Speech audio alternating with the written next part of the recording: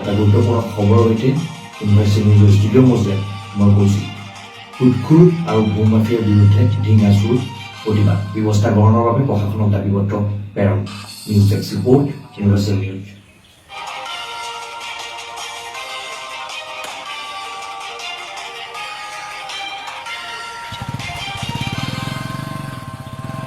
সুদখোৰ আৰু ভূমাফিয়াৰ যি অত্যাচাৰ যি অমানৱীয় কাণ্ড তাৰ পৰা সহ্য কৰিব নোৱাৰি লাষ্টত আত্মহত্যাৰ দৰে যুৱকজনে যি এটা খুব দুখ লগা এটা পণ বাছি ল'লে। আচলতে ই খুব এটা আমাৰ বাবে খুব দুখজনক বিষয়। আমাৰ নিজৰ এজন ককাই ভাই আজি ওলাই গ'ল। আচলতে এই সুদখোৰ আৰু ভূমাফিয়াসকলক আৰক্ষী প্ৰশাসনে কেতিয়া কানি লগাব, কেতিয়া তেওঁলোকক নাকি লগাব পাৰিব? আচলতে এই ক্ষেত্ৰত অতি সোনকালে আৰক্ষী প্ৰশাসন বিষয়া আৰু চৰকাৰৰ তৰফৰ পৰা অতি সোনকালে পদক্ষেপ হ'ব লাগে আৰু এই সকলক অতি সোনকালে জেলৰ ভাত খুৱাব লাগে। আজি আমি ঢিং আঞ্চলিক ছাত্ৰ সন্থাৰ লগতে সাধাৰণ নাগৰিক ওলাই আহিছোঁ।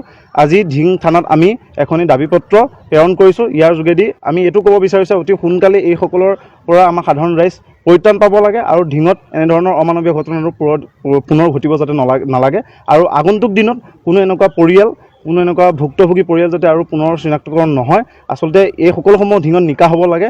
ঢিঙৰ লগতে নহয়, সমগ্ৰ ৰাজ্যতে এইসমূহ নিকা হ'ব লাগে। অতি সোনকালে আৰক্ষী প্ৰশাসনে তেওঁলোকক কৰায়ত্ব কৰিব লাগে। এয়া আমাৰ ঢিং আঞ্চলিক ছাত্ৰ